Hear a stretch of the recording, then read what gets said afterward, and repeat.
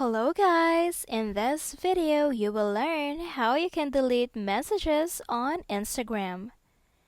So the first thing that we want to do is to open your Instagram app.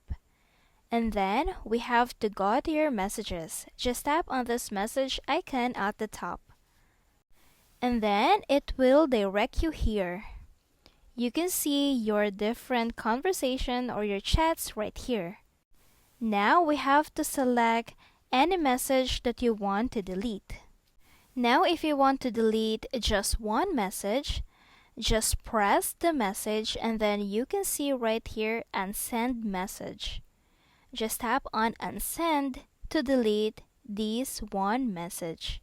But for example, you want to delete the whole conversation, just slide this conversation and then you'll see more. You can see different options right here, but we will focus on the option delete. This will allow you to delete the whole conversation. And that's it.